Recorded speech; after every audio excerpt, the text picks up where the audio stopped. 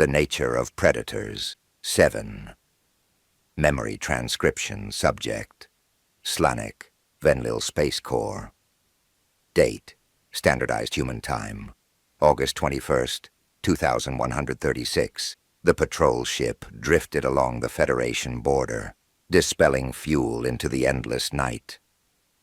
A brooding Marcel sat at the helm, under my supervision. Human pilots had no real-world experience flying ships. Their only insight to interplanetary battles were clumsy simulations back home. Perhaps it was unfair to hurl them into the war out of desperation, as unprepared as they were. I couldn't stop thinking about the results of the experiments and how revolutionary the findings would be when broadcast. Marcel bolted from the lab in a sweet socket stupor, and I made a judgment call to give him some time to regain his senses. In his absence, Ilya shared a cumulative AI analysis of all human subjects. A larger sample size was needed to validate the findings, but it was enough to put my mind at ease. We had proof that humans felt empathy. The predators were recorded doing things they claimed to enjoy as a baseline for pleasure, eating sugary snacks, listening to their favorite song, playing games, and so on. A variety of other metrics were assessed for comparison, including boredom and anger. Then, they were shown videos of the Arxur torturing our children. Interestingly enough, the regions of their brain that were activated were most similar to the baseline for physical pain, which we determined through finger pricking. Some human participants were so disturbed by the videos that they had to leave the room. That even manifested itself in physical symptoms, such as elevated heart rate and vomiting. Much to my relief, the restraints proved an unnecessary precaution. Venlil xenobiologists were worried that violent footage might trigger predatory instincts, and that humans could experience a lapse in control. They wanted to avoid having to put a Terran subject down if they lashed out. It was best for everyone's safety. My gaze flickered over to Marcel, curiosity brimming in my chest. The human was evidently lost in thought as well. His face was bright red as he cast a smoldering stare at the floorboards. I was worried he was going to rip his own hair out with how he was tugging at the coarse auburn strands. Perhaps I should leave it alone, but I was dying to know his thoughts. If I may ask, what frightened you about our scientists? I blurted out. Did you really think they would hurt you? We don't have the same disposition as you.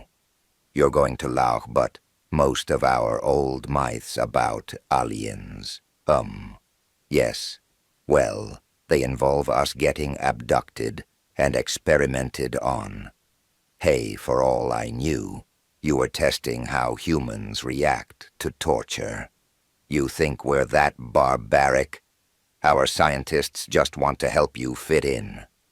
We need conclusive evidence of your empathetic capacity. Else we'll never silence the doubters. I don't see why we needed to prove, yet again, that we're not the Arxur. Humans haven't done anything to you. You're a contradiction of hundreds of years of scientific thought, Mark. Not to mention, certain groups in the Federation won't like you, much more than us. They'll demand proof, and I'm not sure even the finest scientific rigor will withstand their scrutiny. It's not fair. I know. The human was silent, directing an intense glare at the scanner feed. The subspace readings were blank, with no indicators of activity beside our own. If there was anything to be gleaned, it wasn't on an empty screen.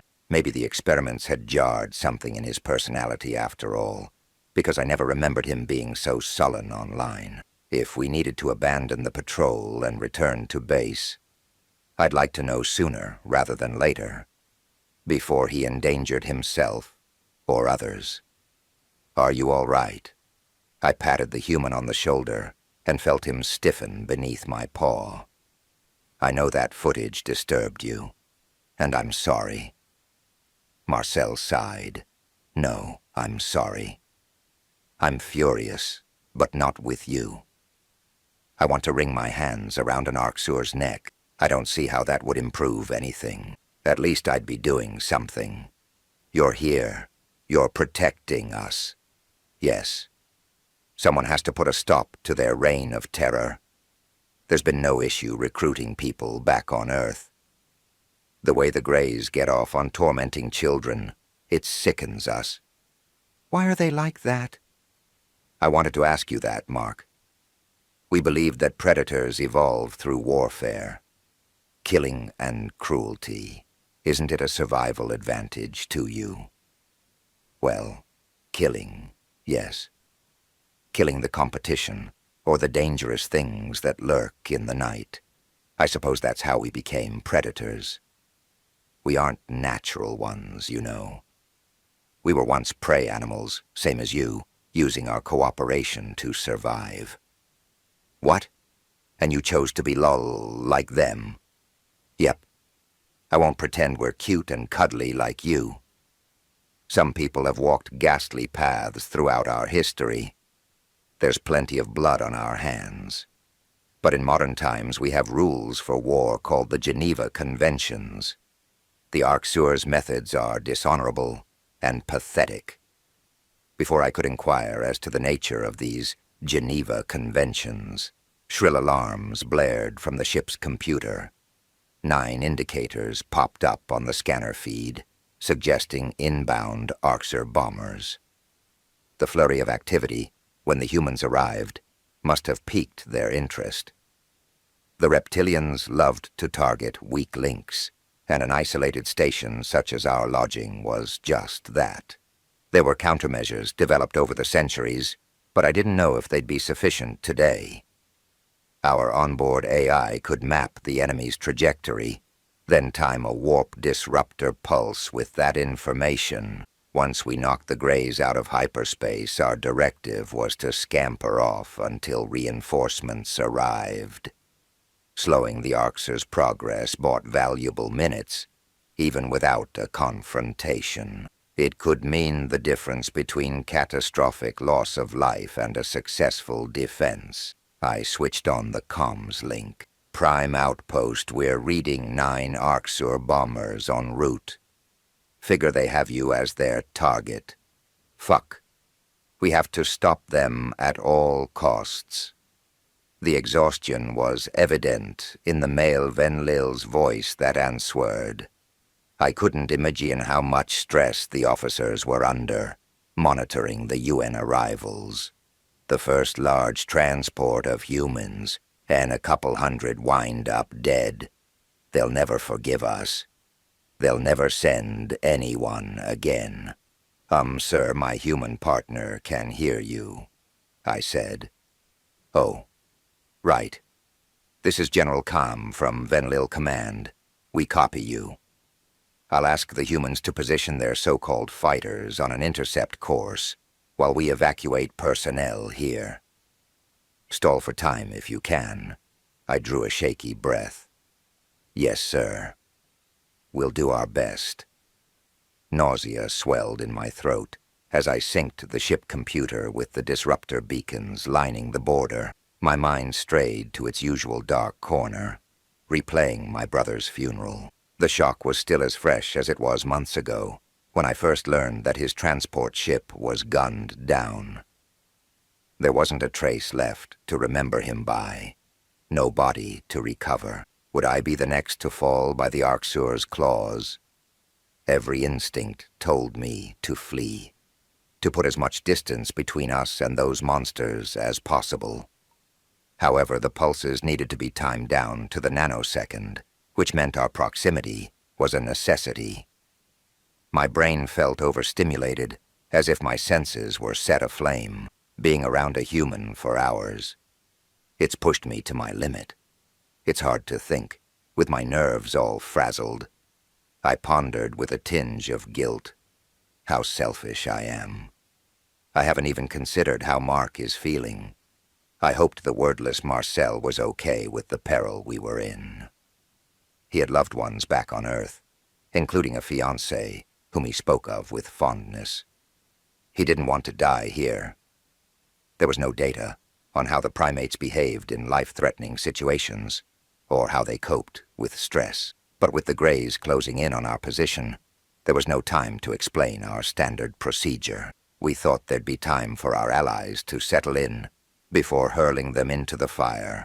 Hopefully, humans had solid self-preservation instincts and could use their cleverness to fill in the blanks. Those bombers were about to become quite real. There were no visible signs of distortion as our pulse detonated. The AI's calculation was silent and flawless. I'd liken FTL disruption to pulling a rug out beneath someone's feet. The warp bubble burst in an instant, plunging the Arxur vessels into real space. No doubt it was disorienting for those hellspawn on board. Watching their angular ships spring forth from nothingness would be a magical sight, if the stakes weren't so dire. The bombers slowed to regain their bearings and to scope out their surroundings. They wished to exact revenge on the prey animal who dared to fight back.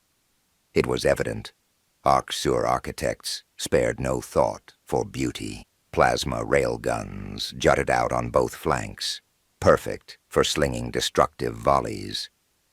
Turrets for kinetic weapons dotted the armor in case of a close-range engagement. The curvature of the underbelly provided storage for antimatter missiles. I imagine the predators relished the terror their constructs instilled.